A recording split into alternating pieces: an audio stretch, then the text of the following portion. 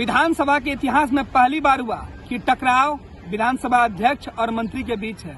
ऐसे में सत्ताधारी दल के बड़े नेता अब अध्यक्ष और मंत्री के बीच हुए टकराव पर कन्नी काट रहे हैं। मीडिया से बात करने के नाम पर सत्ता और विपक्ष के जो वरीय विधायक हैं वो चुप्पी साधे हुए हैं। कोई कुछ बोलने के लिए तैयार नहीं है। जो बोल रहे हैं वो भी बस बात को टाल रहे हैं। बीजेपी के कई विधायक हैं जिनसे सवाल पूछा गया कि क्या मंत्री को माफी मांगनी होगी, लेकिन लोग सवाल को टाल जाते हैं।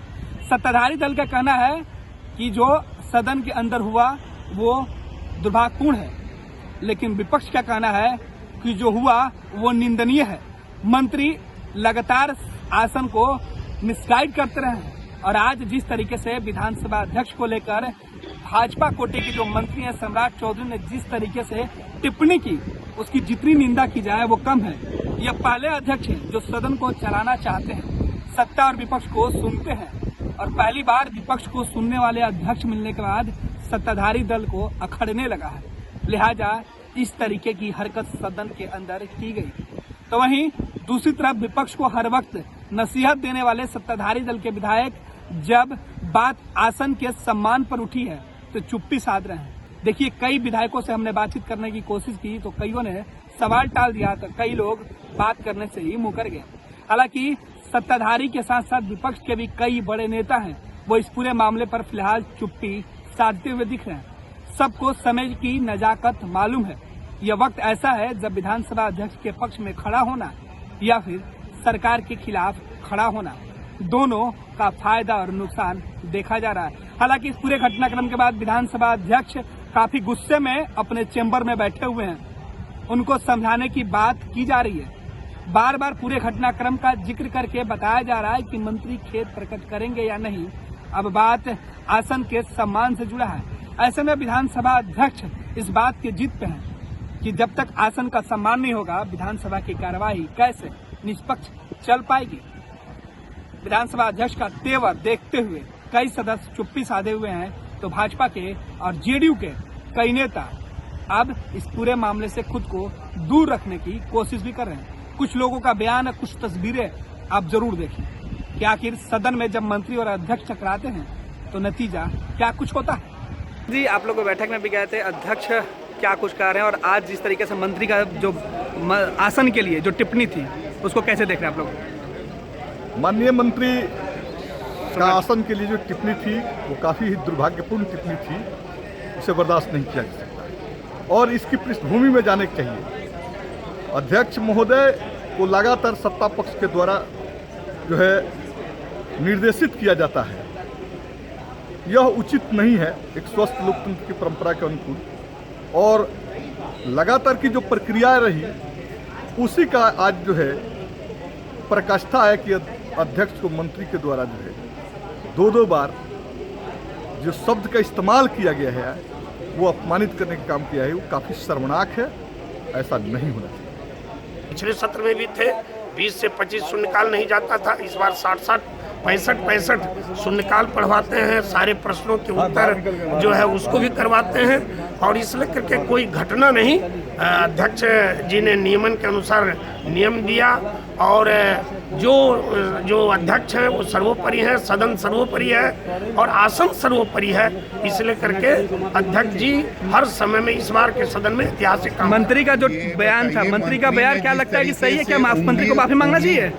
देखिए, व्याकुल जैसे मंत्री ने कहा कि आप व्याकुल मत होइए। अध्यक्ष जी ने मंत्री जी को ऑनलाइन जो प्रश्न होते हैं ऑनलाइन उसका जवाब भेजने का जो है निर्देश दिया और उन्होंने कहा कि इतना आया है और उसके बाद अध्यक्ष जी ने जो नियमन होता है, जो व्यवस्था होती है वो देने का काम किया है।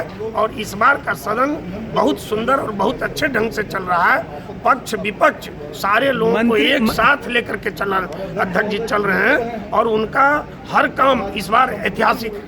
विधायक जी, मंत्री जी ने जिस तरीके से कहा कि व्याकुल मत होइए, ये शब्द क्या लगता है कि इसमें माफी मांगना चाहिए? देखिए, मैंने कहा ना कि अध्यक्ष जी ऐतिहासिक काम कर रहे हैं। मंत्री जी, अध्यक्ष जी तो कर रहे हैं। मंत्री का जो व्यवहार था, मंत्री सम्राट चौधरी ने जिस तरीके से कहा कि व्याकुल मत होइए, इस तरीके से सदन नहीं चलेगी। सदन में जो है जो मंत्रीगण हैं उनको भी मर्यादित रहना चाहिए और जो हमारा आसन से आदेश होता है, आसन से नियमन मिलता है, उसको निश्चित रूपेण उसको फॉलो करना चाहिए। मैडम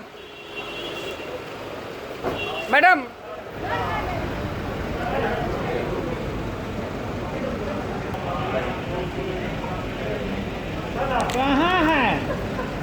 उनको अपनी लोकतांत्रिक अधिकारों का, मर्यादा का, आसन की मर्यादा का निश्चित रूप से पता होना चाहिए, क्योंकि ये बात पक्ष विपक्ष की नहीं होती है।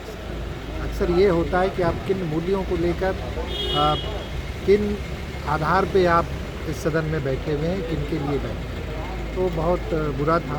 और देखिए, अच्छा है वो कल भी आपने ये सवाल सर, जब सदन सड़क में तब्दील होगा तो लोग बोलेंगे, और मेरे जैसे लोग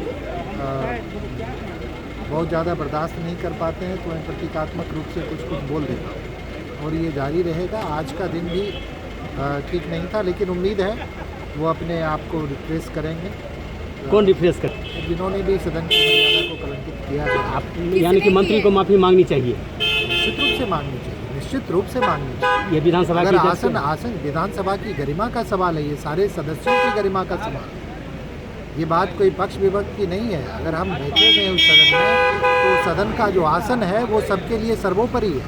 अगर उस आसन को कहीं से भी चोट पहुंचती है, तो निश्चित रूप से जिनके द्वारा चोट पहुंचाई जाती है, उनका ये कर्तव्य बनता है, और वो एक जिम्मेदार नागरिक की तरह भी, मंत्री छोड़ दीजिए, मैं नहीं बोलूँगा, लेकिन एक नागरिक को भी अगर कोई आप अपने घर में ही माता पिता की अवहेलना गलती से हो जाता है, कई बार इम्पल्सिव होता है कि आप इम्पल्स में कुछ बोल जाते हैं, लेकिन यहाँ तो आपको, जब यहाँ पे आप चुनकर आते हैं, तो आपको बहुत तरह की मर्यादा में रहनी पड़ती है, आपको धीरज संयम रखना पड़ता है।